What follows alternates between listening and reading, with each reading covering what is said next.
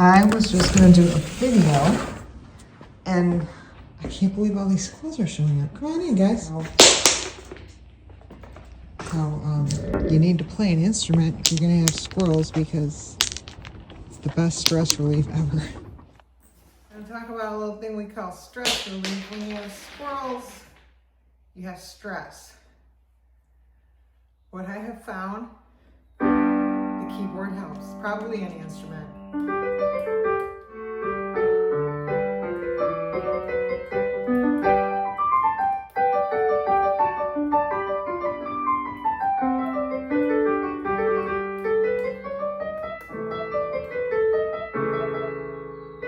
I was gonna warn you, I just started memorizing this today, so I don't know where this is gonna go.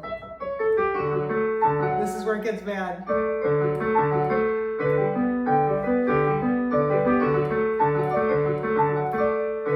Oh, crap. Got a squirrel out there. I'll use that as an excuse. Here. Take my stupid hair down. Oh no, Chasey, Chasey. Hey, that's allowed. Chasey, Chasey. We're friends. We're all friends here. There you go. Maybe that is right. There you go, little sweetie. You're gonna have to get your own sweetie over there.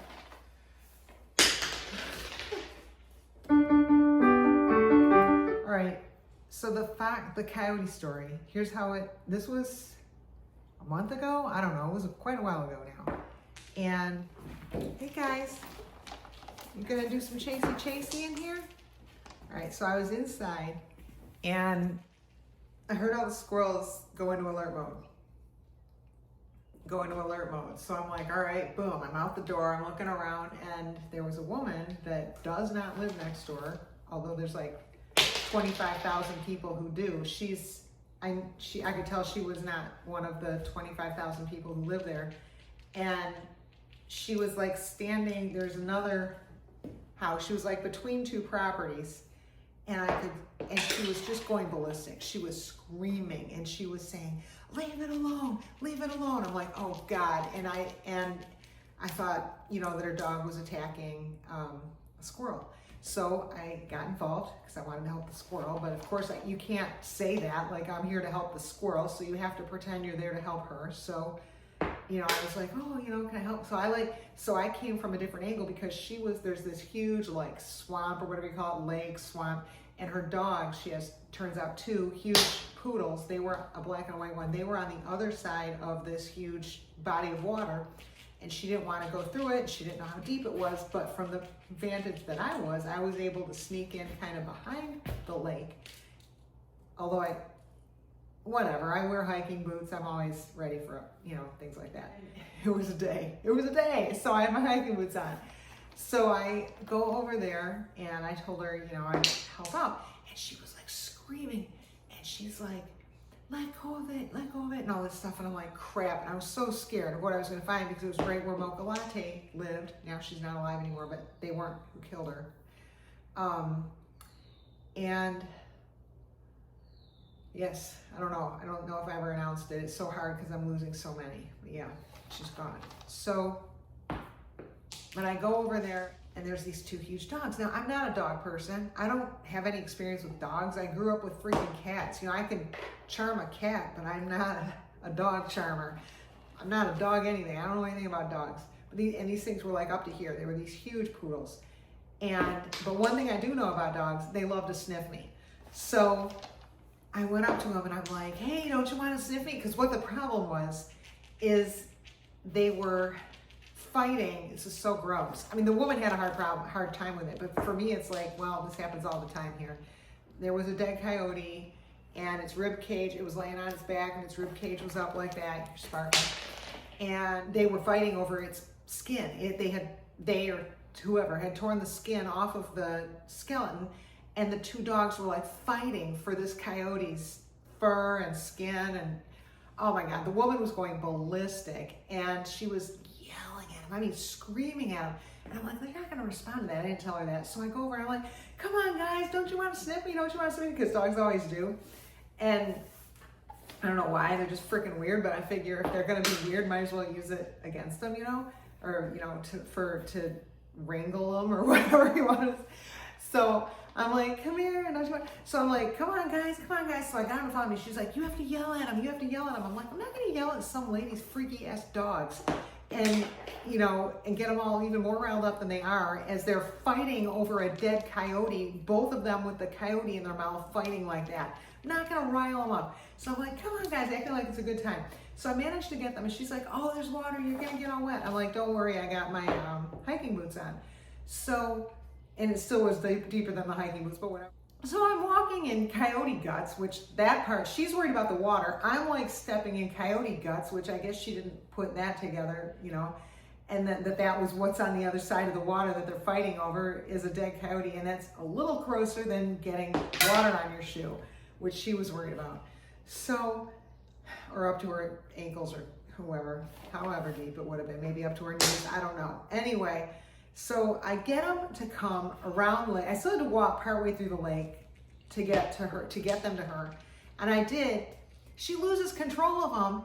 And she was like, oh, thank you. I can't believe you did that. She's like, you must have dogs. I'm like, no. I said, actually, I just corralled them the same way I would do deer or turkey. Because it's true. It's the same thing I would do with deer or turkey.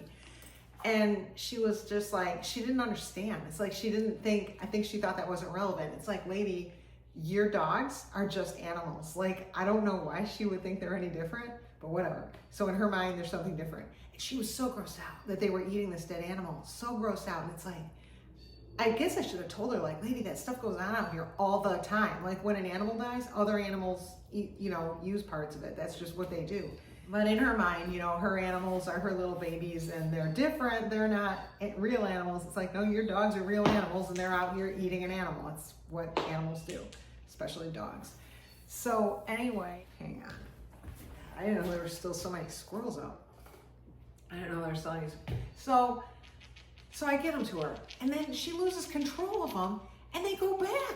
And she's trying to stun them with a stun gun, and she's yelling at them. She's telling me, I only have one stun gun. I'm like, don't worry about the stun gun. Like, I'll handle this, So again, I was just like fun with them. I'm like, come on, guys, let's go back. And just being fun with them. And they were like following me and running with me and everything. And we were just like kind of running as a pack, That's what I do with the deer. It's what I do with the turkey. And I did it with the dogs. And so anyway, there's a dead coyote over there. Now, fast forward to now, we've got a fox that's decided to move in, and guess what? He's always hanging out over there. What do you think he's doing? He's eating what's left of the coyote. I read that foxes are scavengers. Well, what better to scavenge on? And I don't know, there might be more than one coyote, but there was only one that those two dogs were fighting over. There's a lot of area, so I couldn't really, I can't like check out the whole area and say, all right, just one coyote. So for all I know, there's more.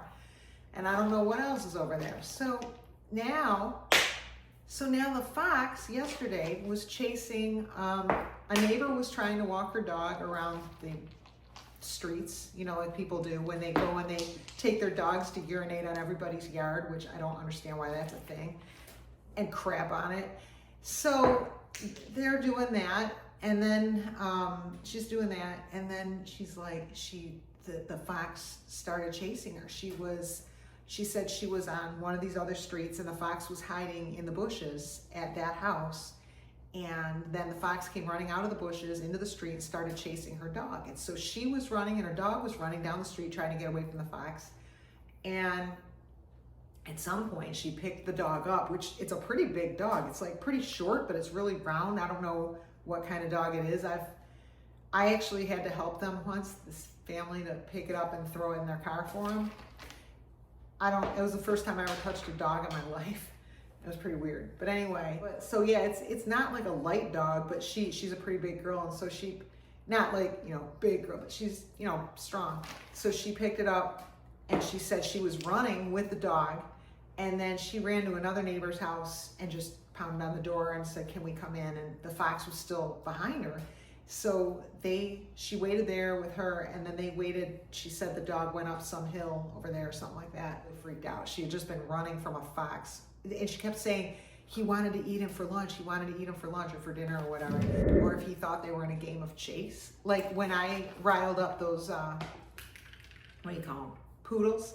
And I got them to run with me away, out and around away from the lake and get back to their owner. which is just wild to me that she absolutely had no control over them whatsoever. All she could do was scream, and she kept telling me, you need to scream at him, you need to scream at him. I'm like, I gotta scream at some freaking dogs. So that's that story. Now there's another story that's pretty funny. There was some neighbors that were outside, and I had not seen Pippi. Last week or something, I went 3 days without seeing Pippi, and I was scared out of my mind. And then when I finally saw her, I was so excited, and I went running towards her. So as I'm running towards Pippi, she's running towards me. She's excited to see me too. So we're running at each other, and Sparkle sees me also come running down, so Sparkle starts running at me too. So now I've got 2 squirrels running at me. And then, oh, this is Mr. Brownfeet, and he's a little piggy. There you go, pick what you want, dude. There you go. All right, he's got one. All right, so I go running, and I'm running towards both Pippi and Sparkle, and these neighbors were out, and I was just so excited to see Pippi, I didn't care. And she's running at me, and I'm running at her. And I saw Sparkle running at me, but I didn't really register it because I was so excited to see Pippi. And as I put out my arms Pippi, Sparkle comes jumping up onto this arm, and I swung back, and she went swinging on my arm, and she was so excited to see me, Sparkle was, and she's just hanging from my arm, and I swung her, and these people, and it wasn't even the neighbors. I got it wrong. It was somebody who was there to service their house. So it was somebody who doesn't live here. That's why I didn't care so much. And I figured even if they told anybody what they saw, they wouldn't believe it anyway. So at the same time that Sparkle is hanging on me like this, Pippi comes jumping up onto me right here. So I've got one squirrel here, and I'm swinging one from my arm, and I'm looking at this guy. Pretty funny. But yeah, that was a funny one. And then it seemed like there was something else I was going to relay. I don't know. Things happen around here, but all I can say is if you're going to be a squirrel lover, you really got to be ready for crazy town. Because it's all just right now. I mean, I just threw a nut at one squirrel, and another one jumped on that squirrel for it. Now neither one of them took the nut. Now they're chasing each other, even though they both have a nut. It's all crazy. It is fun. But the ups and the downs are so up and so down. All right, now that I've done all that, let's turn it around. Who do we got here? Yeah, somebody there. It's the guy who looks like Sparkle. Didn't we just have someone else in here? Where'd they go? Oh boy. Whoa. See, that's women right there. You can almost bet that's a woman. But if it were human, that would be a woman.